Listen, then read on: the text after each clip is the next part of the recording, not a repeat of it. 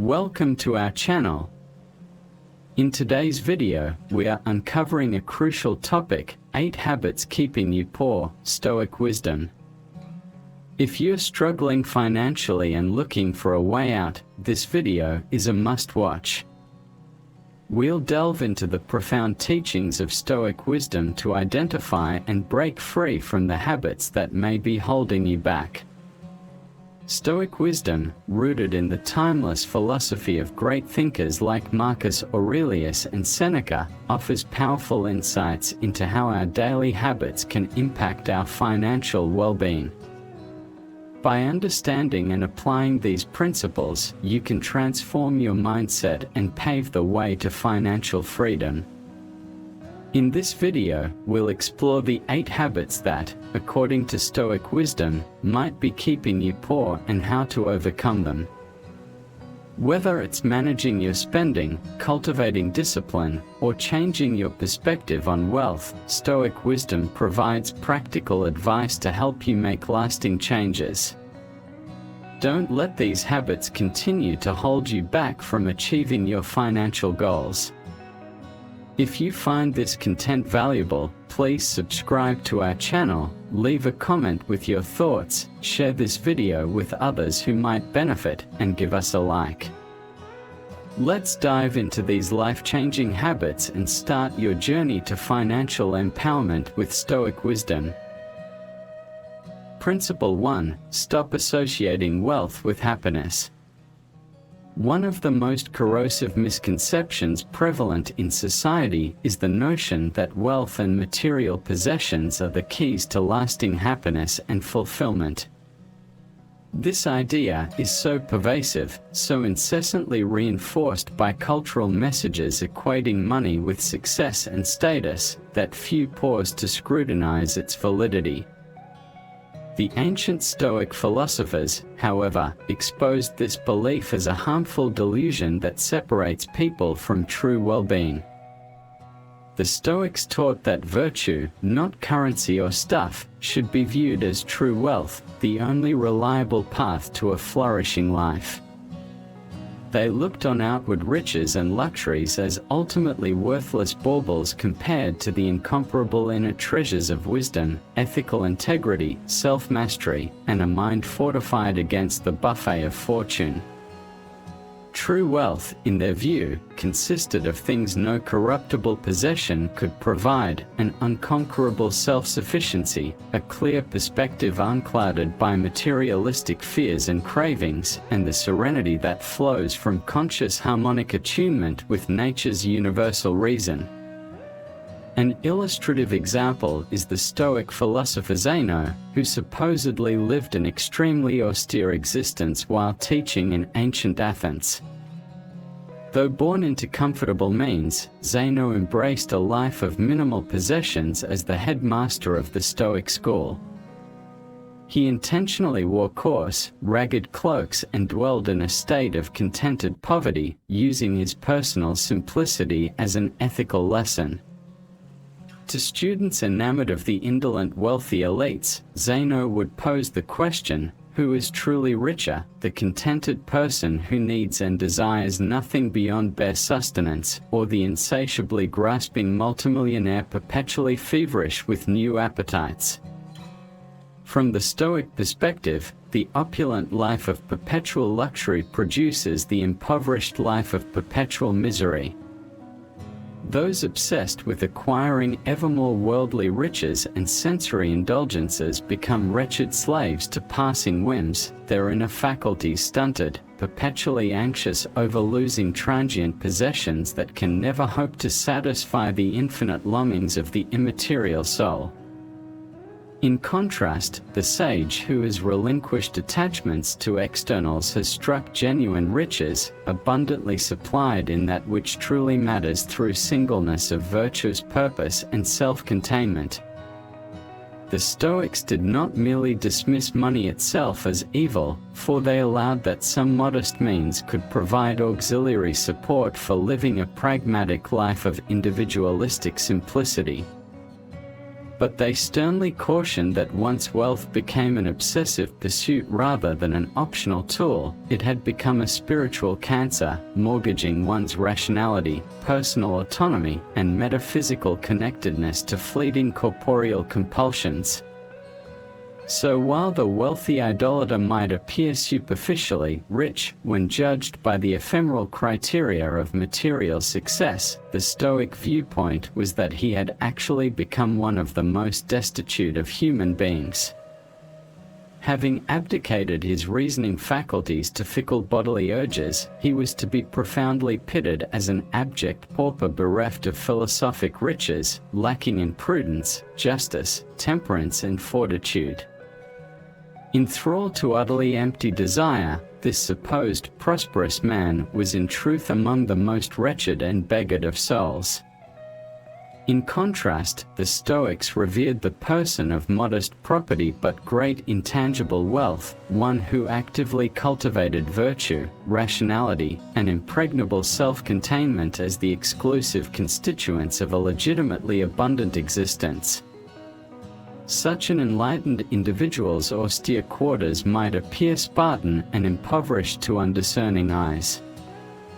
But to the Stoic, it represented the true luxuriance of a liberated intellect no longer shackled to vulgar indulgences, but operating in accordance with the tonic principles of reason. For the Stoics, this was the most resplendent opulence conceivable, a condition of cosmically attuned wisdom far transcending any fleeting material aggrandizement. With this philosophic vault of spiritual treasures, one become impervious to conventional poverty or wealth, invulnerable to the supposed losses which so terrorize those lacking in virtue. In the final analysis, the sage's modest self-sufficiency represented the paramount prosperity, a bedrock of psychological riches from which flowed the unfailing sustenance of virtue.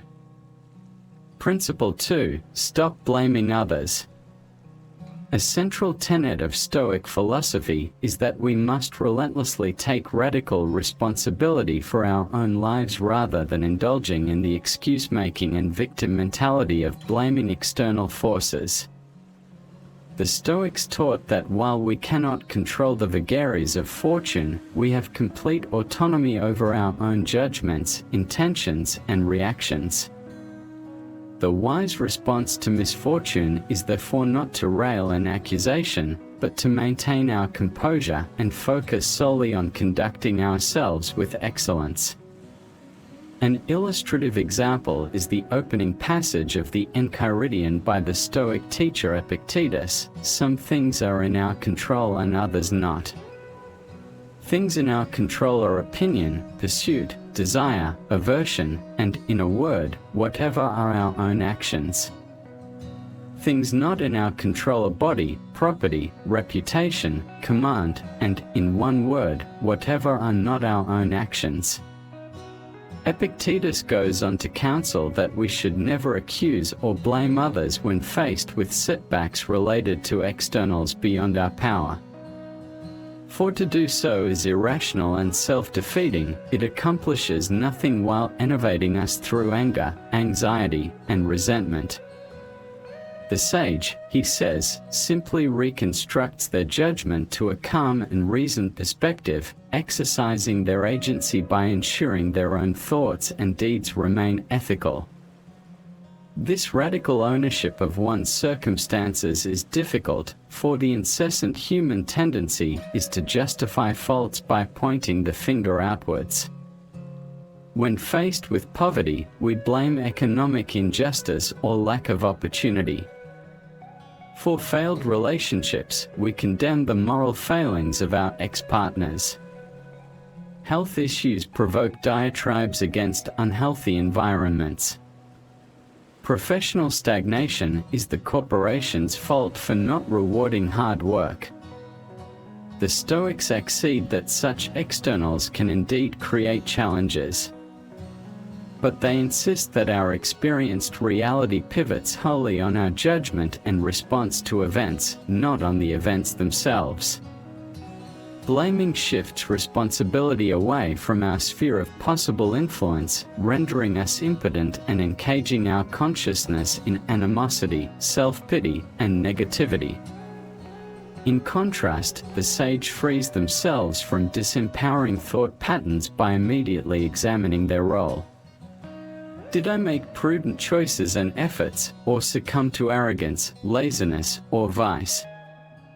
What lessons can I take away to improve my conduct going forward? While humbly adjusting to unalterable conditions, they firmly grasp their innate power, as a reason being to assume a perspective of grit, fortitude, and determination. The result is an unshakable command of one's ethical condition, regardless of apparent adversities. For in steadfastly owning their judgments and focusing their willpower on what is controllable, the sage aligns their mind with inexorable cosmic laws, meeting each moment as it comes with unwavering presence, lucidity, and wisdom. The unprincipled destabilize themselves through incessant outward judgment. The Stoic anchors their well-being on the only unassailable foundation, their own sober character. Principle 3. Stop living to please others. One of the most insidious barriers to flourishing that the Stoics identified is the tendency to subjugate one's own reason and values to the opinions and expectations of others. They viewed this as a form of self-enslavement, abdicating the rational autonomy that is the hallmark of human beings to become a hostage to external judgments. True freedom, they taught, can only be found in resolutely following the sovereign dictates of one's own studied philosophical convictions. An illustrative example is the life of the Roman Emperor Marcus Aurelius. As the preeminent statesman and philosopher king of his era, Marcus was besieged by sycophantic courtiers, political factions, and popular pressures pushing their own agendas.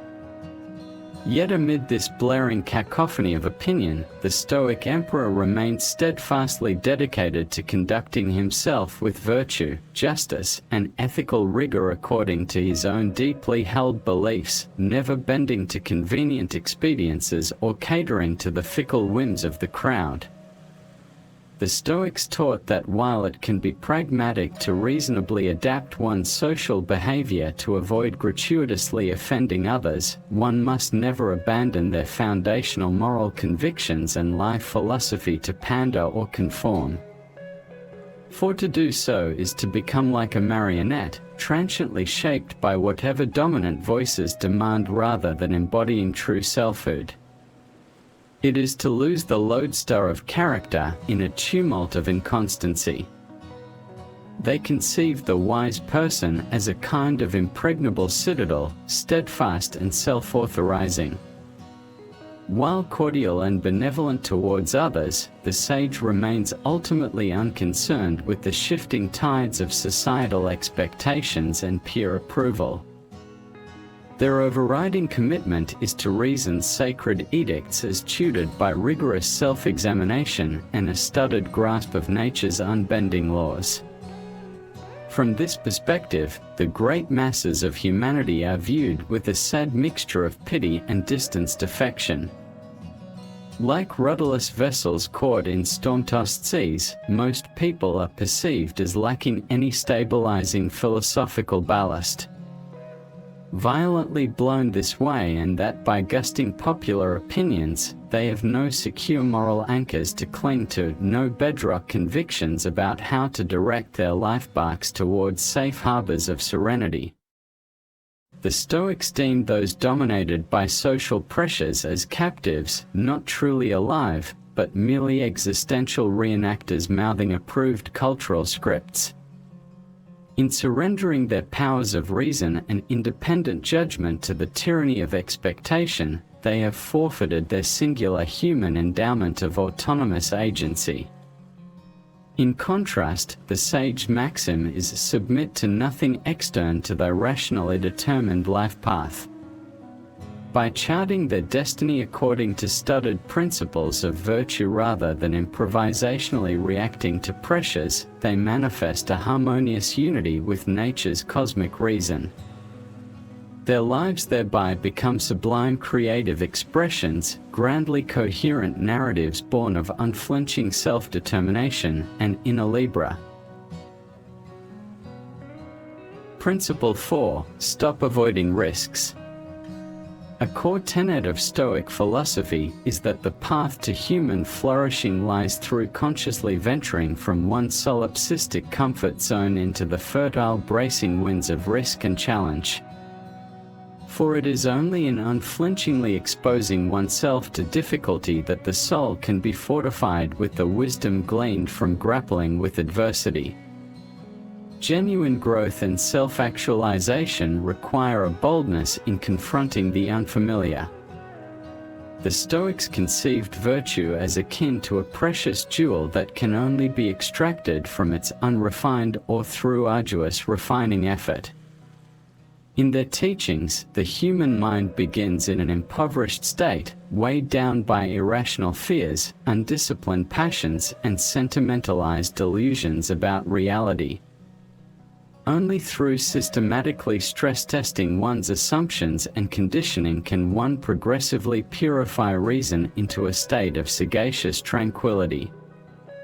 An illustrative example is the famous opening anecdote in the Meditations of Marcus Aurelius. The emperor recounts being grateful to his rhetoric teacher for insisting Aurelius experience true cold, hunger, and hardship, not swaddling him in elite comforts but intentionally exposing the future emperor to privations. For it was exactly this character-forging trial by fire that allowed Aurelius to cultivate the philosophical perspectives and disciplines that served him so well in confronting the turbulence of imperial rule. From a Stoic perspective, a cloistered life of sheltered ease is a negation of human potential, a cowardly refusal to participate in the glorious and terrible dramas of existence. It is to remain in a larval, incomplete state, untested and lacking in the fortitude that only comes from heroically embracing each experience as an opportunity for escalating one's wisdom and ethical capacities. The sage does not simplistically conflate risk with recklessness. On the contrary, the Stoics revered foresight, planning, and a studied understanding of potential perils as crucial prerequisites for calculated endeavor. But neither did they countenance a shriveled, inert mentality of excessive guardedness and complacent immobility. For in their estimation, a paralytic fear of all contingency was just as dishonorable as wanton recklessness. Both represented abject refusals of clear-eyed reason in service to phantasmic terrors unfounded in nature.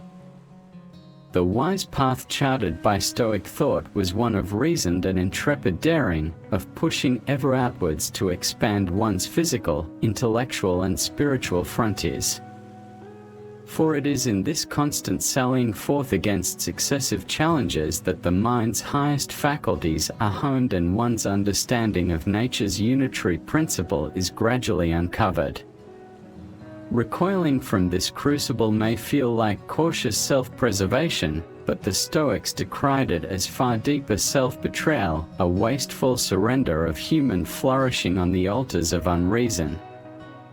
So while foolhardiness opens one to gratuitous injury, an excessive caution can be no less perilous if taken to the extreme. The Stoics counseled a centered mean, bravely adventuring through life's difficulties, but guided by prudence in mitigating unnecessary risks. In this intentional rhythm of successive challenge and philosophic reflection lay the key to liberating the soul into heights of enlightened tranquility. Principle 5. Stop ignoring your finances. One of the most vital yet widely neglected teachings of Stoic philosophy is the imperative to maintain unwavering clarity about one's financial condition. The Stoics sternly cautioned against the all-too-human tendency to avert one's eyes from uncomfortable fiscal realities out of fear, laziness, or sentimentality. For in doing so, they warned, we render ourselves blind captives to potential catastrophe. The Stoic sages conceived of money not as an inherent good or evil, but as an inert instrument that could be wielded either virtuously or viciously depending on the wisdom and character of its master. In the hands of the undisciplined and delusional, currency becomes a potent lure to profligacy, indulgence, and anxiety. But in the grasp of the philosophically guided, it serves as a neutral utility for crafting an existence of austere self-sufficiency and reasoned generosity. An illustrative example is the opening of Seneca's essay on tranquility of mind, where he recounts encountering a man wringing his hands over the diminished state of his inherited fortune. "Why do you weep over that portion of your money which mere chance takes from you?" Seneca admonished him, "as though it were the only money you have, and not your very soul, that has been taken away." The man was chastised for symbolically sacrificing his metaphysical well-being by defining his selfhood through precarious externals rather than cultivated wisdom. From the Stoic perspective, most people have tragically succumbed to this perilous psychosis, lashing themselves to the whims of fluctuating markets, conspicuous consumption trends, and culturally propagated desires. In their materialistic fever, they lose all connection to rationality and objective self-analysis of their true personal balance sheets of assets, liabilities, necessities, and superfluous indulgences. It is as if they are sailing blind, hopelessly unmoored from their actual financial surroundings. The Stoics did not necessarily prohibit the earning or possession of wealth, but they adamantly decreed it imperative that the philosopher maintain a heightened state of panoramic lucidity regarding their income streams, expenditures, debt loads, investment positions, and savings reserves. There could be no illusions, no self-deceptions, no turning a blind eye to harsh arithmetic realities. One had to constantly, vigilantly calculate and project to steer their ship of material resources with prudence and integrity. This refusal to indulge in fuzzy head in the sand thinking about money was not just prudential common sense, the Stoics insisted. It was a bedrock spiritual discipline, a way of continually confronting the impermanence of physical attachment and piercing through the vain dreams spun by bodily appetites. Truly seeing one's financial picture with remorseless honesty provided a metaphysical shock of sobriety about the insignificance and conditionality of corporeal circumstances. It nurtured reasoned detachment from the enslaving gravitational pull of materialistic obsession. But more than circumventing misery, this financial clarity was a prerequisite for employing currency as a vehicle for virtuous self-actualization and service to others. The Stoics taught that money should never be hoarded unto itself, but treated as a tool for practicing the supreme good of distributing justice, wisdom, and benevolence throughout human communities. To indolently ignore one's books and personal balance sheet was therefore not just imprudent, but an abrogation of ethical duty. It was a failure to faithfully inventory one's objective capacities to contribute to the welfare of others. It squandered the potentials of individually directing one's fiscal assets towards maximally realizing the cosmopolitan philosophical ideal of worldwide human brotherhood. So the Stoic directive was to cultivate an utterly unsentimental awareness of income, assets, property holdings, and past spending habits. Not out of greed or miserly impulses, but from metaphysical sobriety and a commitment to dispassionately optimize the ethical distribution of one's material means toward the greater good. Through this constant, courage-testing examination, one could then formulate reasoned plans of virtuous stewardship over money's utility in harmonizing micro and macro interdependences. In this philosophic light, willful obliviousness to financial actualities was not just imprudent ignorance. It was ultimately a self-indulgent vice of weakness, a refusal to rigorously exercise the uniquely human capacities for mathematical accounting and rational projection. To avoid these responsibilities was to negate the intentional, semi-providential consciousness that makes us distinctively human in the cosmic order. It ceded one's philosophic post in the vanguard of reason to oversee nature's purposeful unfolding. Principle 6. Stop neglecting personal development. Cultivating oneself is at the heart of Stoic philosophy. The ancient Stoic sages like Epictetus, Seneca, and Marcus Aurelius placed tremendous importance on nurturing the soul and striving for moral and spiritual growth. They viewed this as the supreme pursuit, the path to a life of profound meaning, virtue, and tranquility. But what precisely does personal development entail from a Stoic perspective? It is not mere self-improvement in a vague or materialistic sense. The Stoics had a specific vision, one of consciously molding one's character, constantly working to live in accordance with reason and nature's laws. The goal was to steadily cultivate practical wisdom, justice, courage, and temperance, the four cardinal virtues. Achieving this was seen as a lifelong journey requiring tremendous self-discipline, mindfulness, and perseverance. There could be no complacency, no resting on one's laurels. As Epictetus admonished, no great thing is created suddenly, any more than a bunch of grapes or a figure. If you tell me that you desire a fig, I answer you that there must be time. Let it first blossom, then bear fruit, then ripen. The Stoics urged an unremitting commitment to self-examination, self-denial when required, and a spiritual exercise regimen to fortify one's mind against fear, anxiety, and unhealthy desires. Meditations like deeply analyzing one's judgments, envisioning future adversities to prepare for them, and reflecting on the impermanence of all things honed one's perspective.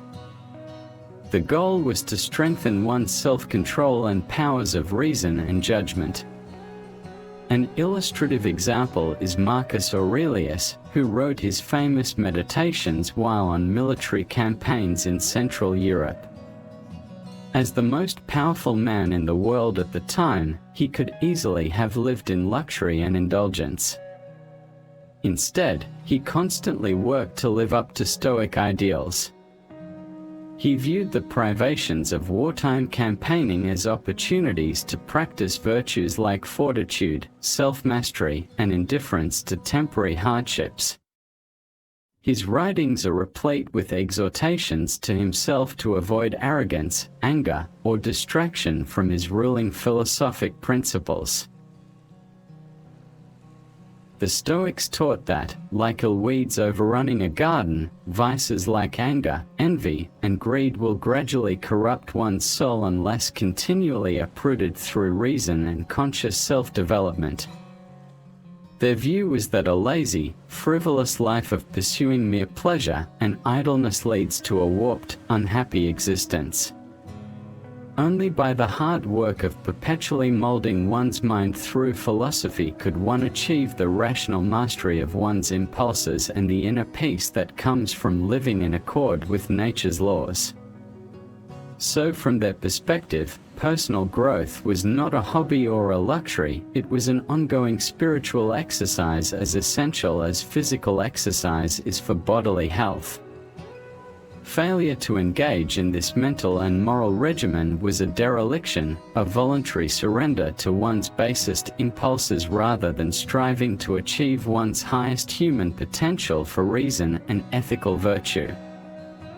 The Stoics taught that only through such ceaseless self-scrutiny, self-overcoming, and self-directed growth could one become a superior person, one whose unshakable wisdom, self-possession, and nobility of character allow them to navigate life's ups and downs with equanimity.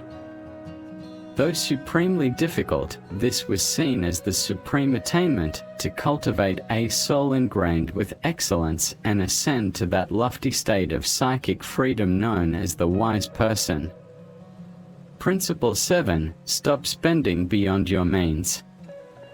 One of the most insidious traps we can fall into is living beyond our financial means.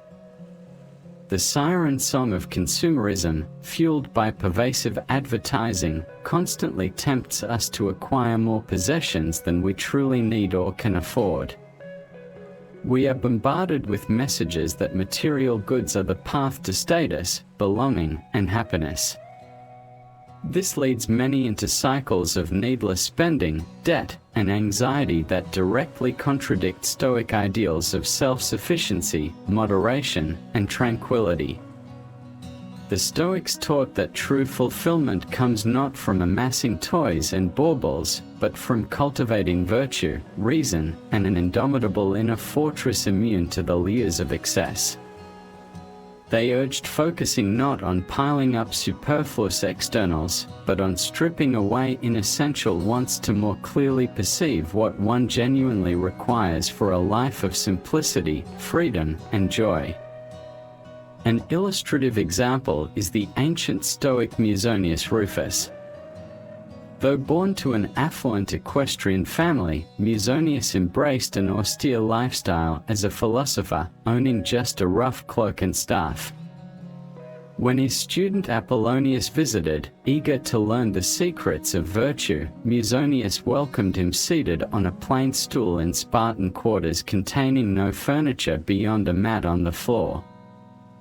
This frugality, Musonius remarked, is a great good which gives us superfluities with which to honor the gods, assist our friends, support the city, and provide sufficiently for all the needs of the body. From the Stoic viewpoint, heaping up wealth and luxuries is not only counterproductive folly, but positively corrosive, allowing materialistic obsessions to enfeeble one's powers of reason and self-restraint. Such hoardings ultimately weigh one down, rather than uplifting the soul. The wise person knows psychic freedom comes from jettisoning inessential belongings and viewing superfluities with indifference. This is not to say the Stoics advocated deprivation or poverty. They approved of holding sufficient humble means to live self-sufficiently without want. But they sternly warned against exceeding those reasonable bounds through greed and restless acquisitiveness, which they saw as a pernicious form of slavery to appetite that robs one of independence, inner peace, and the ability to appreciate life's simple joys. So the Stoic answer to consumerist overspending is twofold. First, gain clarity on what one's true needs are versus fleeting whims. Second, resolutely align one's expenditures with those genuine requirements for a modest but adequate existence, serenely foregoing frivolous indulgences that ultimately fail to satisfy.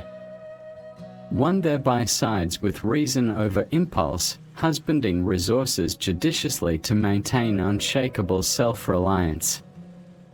Living frugally within one's provident means may seem a sacrifice in our affluent age. But from the Stoic perspective, it is the gateway to incalculable spiritual wealth, the untrammeled autonomy that comes from mastering desires rather than being tyrannized by them. The wise reserve their finite means for life's essentials, unburdening themselves of possession mania to more highly prize the inexhaustible treasures of the mind and soul. Principle 8. Stop resisting change. The Stoics placed great emphasis on accepting the unceasing flux and impermanence inherent in nature and human affairs. They taught that it is profoundly unwise to rail against this pervasive mutability, futilely craving the permanence of a static, unchanging condition. For just as a solid river will inexorably erode its banks through constant flow, all compounded things are subject to perpetual transformation, decay, and renewal. The wise strategy, they counseled, is to remain detached from the outcomes of change, relinquishing anxious hopes that things will remain as they are. Instead, one should adaptably go with the flow, maintaining an inner equanimity by metaphorically bending like a reed in the winds of fate rather than rigidly holding one's ground like an inflexible oak that will inevitably be uprooted. An illustrative example is the Stoic philosopher Chrysippus, who used the metaphor of a well-trained dog to describe the sage's desired mentality. Just as an obedient dog will calmly heel beside its master whether he travels by road or river, pausing and resuming its journey as directed without agitation, so too should the wise person cheerfully accommodate life's shifting circumstances without distress. From this Stoic perspective, the great folly is not change itself, which simply is the inevitable law of nature, but rather the tendency to pit oneself stubbornly against these ubiquitous fluctuations, vainly cursing the cosmic order and inducing one's own torment through refusal to accept the unalterable. By resisting mutability, one only ensures personal anguish. If one can alter a given situation through calm and reasoned effort, then by all means one should attempt to do so, the Stoics allowed. But where change originates from external forces beyond one's control, the wise course is to yield gracefully. Like skillfully navigating a vessel by trimming its sails to the prevailing winds, the philosophy counsels making the best of one's circumstances through strategic accommodation and acceptance. This is especially sage advice in our modern age of dizzying technological, social, and economic transformations. Rather than panicking or despairing at professional, financial or personal upheavals, the Stoic remains poised, meeting each new development with aplomb by pliantly adapting tactics while adhering steadfastly to timeless principles of reason, self-possession, and ethical conduct. The Stoic metaphor is that of an actor who embraces each newly assigned role on life's stage with consummate professionalism. When inevitably cast in an undesired part, the virtuous response is not petulance or inaction, but rather a commitment to playing that role to the utmost despite its inconveniences. Crucially, this philosophical equanimity towards change is not mere resignation, but a proactive path to maximizing one's flourishing. For it is only through vigilantly adjusting to the continuous flux of circumstances that one can exploit opportunities, discard obsolete attachments, and progress towards ever greater actualization of human potential and fulfillment. Stubborn obstructionism, in contrast, simply ensures being engulfed by the gathering currents of the world's transformation. As we conclude our exploration of the 8 habits keeping you poor through the lens of Stoicism, remember that true wealth is not merely measured in material possessions, but in the richness of our character and the depth of our relationships. By adopting the principles of Stoicism, from embracing risk to taking personal responsibility, you have the power to transform your financial reality and cultivate a life of abundance. If you found value in today's video, don't hesitate to subscribe to the channel for more insightful content that empowers you to live a more fulfilling life.